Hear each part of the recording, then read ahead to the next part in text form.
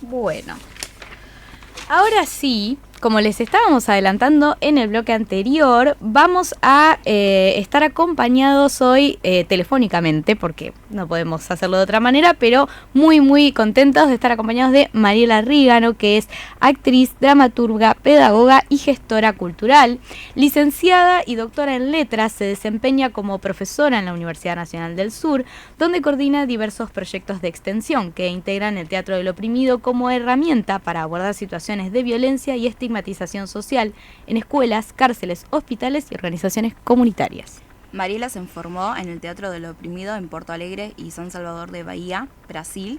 Ha participado en encuentros, seminarios y talleres nacionales e internacionales y ha llevado el Teatro del Oprimido a diversas provincias. Actualmente se encuentra en Buenos Aires, participando como jurado de la Fiesta Provincial del Teatro y dictando talleres.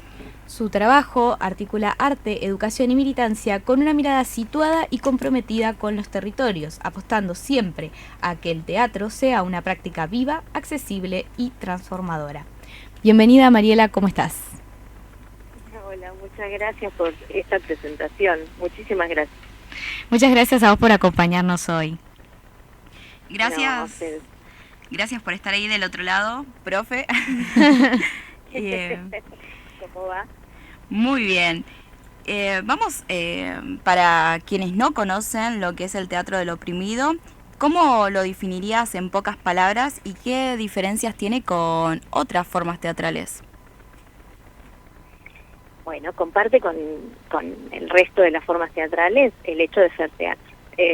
Y tiene como particularidad que el teatro del oprimido busca que el espectador se transforme en actor, actor, actriz, entendiendo la actuación como una preparación para la actuación política en la vida, ¿no? De hecho, en el teatro del oprimido se parte de la premisa que ciudadano no es el que habita una ciudad, sino el que la transforma.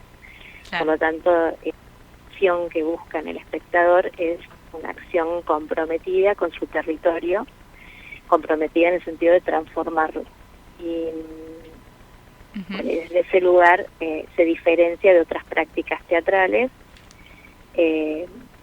porque en el teatro del oprimido no se cede la capacidad de actancia. Brecht, por ejemplo, planteaba que el espectador no tenía que ceder su capacidad crítica. Boal va por un poquito más, ni la capacidad crítica ni la capacidad de actancia. Claro. Así que bueno, esa es la gran diferencia que tiene con otras prácticas teatrales. Espectacular, me encanta todo lo que implica, ¿no? Esta participación del espectador y esta transformación, ¿no? Un poco también te queríamos preguntar por cómo llegaste vos hasta el teatro del oprimido y cómo sentís que te transformó a partir de tus experiencias y también cómo lo empezaste a traer acá a Bahía, o cómo lo empezaste a trabajar en Bahía. Bueno, yo en ese momento trabajaba como investigadora en una sala médica y estaba interesada en encontrar una herramienta que me permitiera educar en derechos. Por otra parte, yo lo teatral lo habitaba desde muy pequeña como un juego. Armé en un momento una ponencia para llevar a un congreso planteando el uso de herramientas teatrales para la educación en derechos y tuve la suerte de que en ese congreso me presidiera la mesa en la que yo exponía a Dubati, que cuando terminé de exponer me dijo que yo tenía que hacer teatro del oprimido.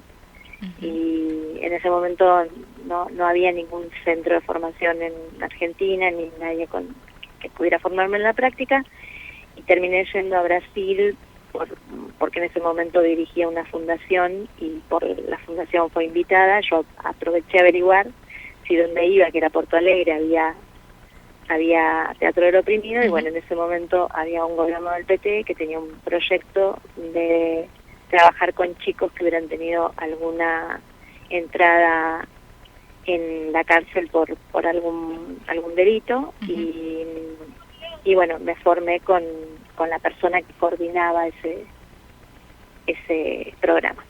Espectacular. Y cuando volví a Argentina, empecé a trabajar primero desde la cátedra con algunas herramientas del teatro del oprimido y después fui conformando los grupos que bueno, ahora son más visibles dentro incluso del Departamento de Humanidades.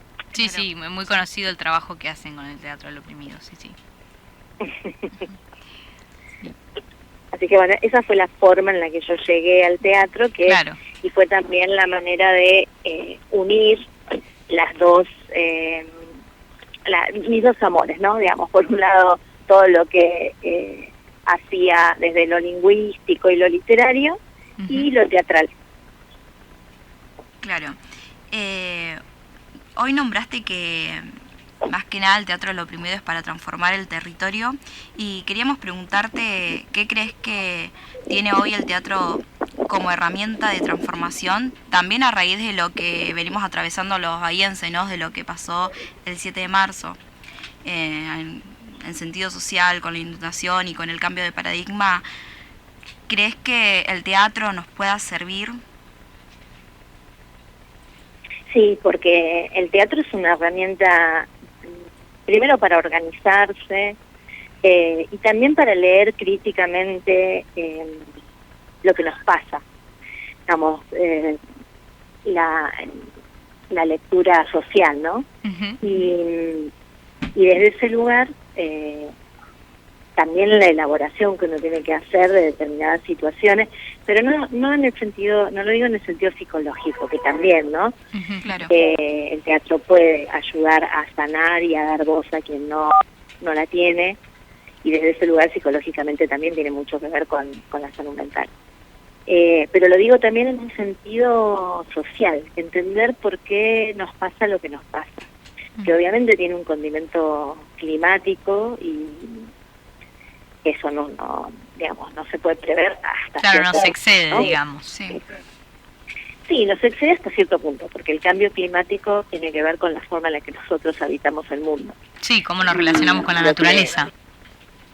Exactamente, y cómo los grandes poderes económicos están devastando la tierra y no respetando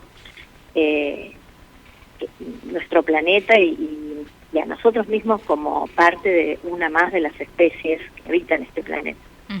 Desde ese lugar el teatro puede, o sea, esto que estamos exponiendo es una visión política también. Sí, totalmente. Y desde ese lugar el teatro puede darnos herramientas, puede darnos voz, puede visibilizar situaciones y puede también ayudarnos a pensar los pasos a dar de aquí en adelante.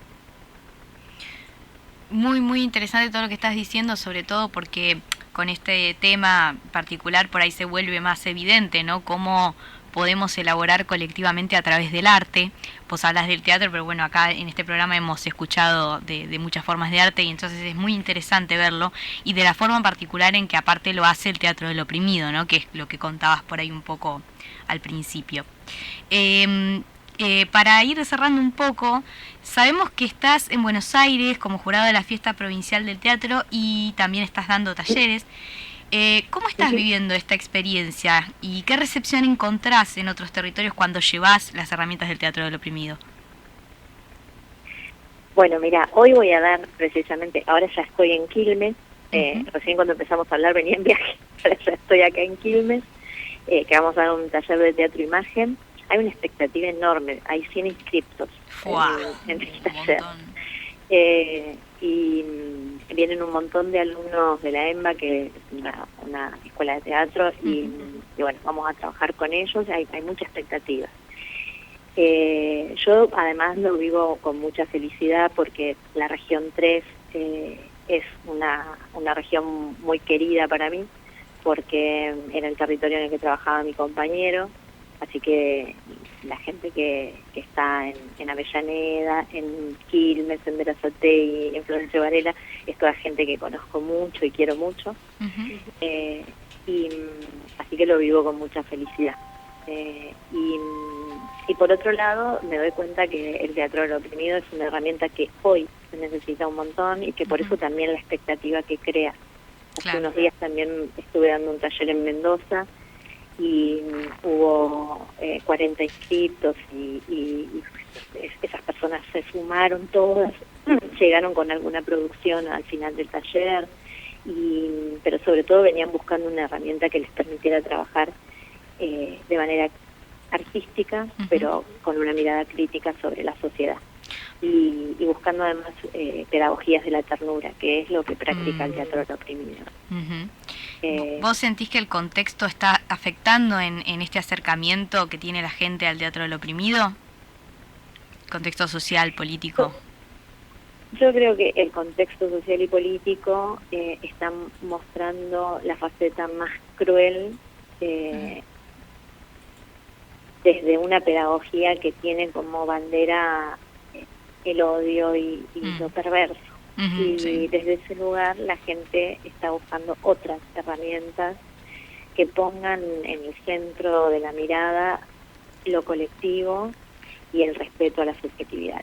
Claro. Y por eso una herramienta como el teatro del oprimido se vuelve en estos contextos necesaria. Tal cual, tal cual. Porque trabaja lo colectivo sin que se pierda la subjetividad en ese colectivo. Entonces, y da respuestas, ¿no? O sea, pensaba hoy cuando estaba hablándote de cambio climático en una obra que habíamos hecho en Brasil con un grupo de personas que eran... Era un barrio chiquito donde la mayoría estaba empleado como recolector de residuos. Sí. Y hicimos una obra tomando como insumo para crear vestuarios, escenografía, los residuos, precisamente porque era lo que los estigmatizaba socialmente. Claro. Y bueno, eso está íntimamente vinculado también, qué hacemos con nuestros residuos, con el tratamiento que le damos a la naturaleza y a nuestro territorio, ¿no? Y todo eso también lo brinda el arte y nos da la posibilidad de resignificar incluso el residuo. Y a partir de ello nuestra propia identidad. Que digamos, hay toda una serie de cuestiones que van ligadas cuando la mirada sobre la comunidad está atravesada por lo político y que nos permite ponernos en un lugar de actores sociales, no de seres pasivos que quedamos sometidos a las buenas o malas políticas del gobernante de turno. Claro. Es volver a recuperar que los gobernantes son nuestros representantes y que eso implica una obligación para el gobernante, pero también para nosotros. Para nosotros, tal cual. Totalmente. Exactamente. Bueno, para cerrar, Mariela, te quería hacer como una última pregunta, pero esto que vos estás diciendo, que la salida es colectiva, que se necesita mucho acompañamiento, si pudieras decirle algo a las personas que hoy sienten que no tienen voz ni herramienta para expresar lo que están viviendo, ¿qué le dirías? Que la voz es un derecho. Y que los derechos se ganan, se defienden, y que eso nos pone en un lugar donde no podemos excluir el participar. Y obviamente no todo el mundo quiere que los que no tienen voz participen, Claro. pero tenemos que comprometernos con eso. Hay que pelear por ese lugar de participación. Totalmente, totalmente. Bueno, Mariela, muchas gracias por hacerte un tiempo para charlar con nosotros sobre tu labor y sobre todas estas experiencias que nos estás contando, que son tan importantes y tan interesantes también, ¿no? De compartirlas. Y bueno, te agradecemos mucho. Éxitos hoy con Con tu taller de 100 personas. felicitaciones y éxitos. Así que bueno, nos vamos despidiendo, Mari. Bueno, les agradezco un montón y le mando un saludo grande a la audiencia.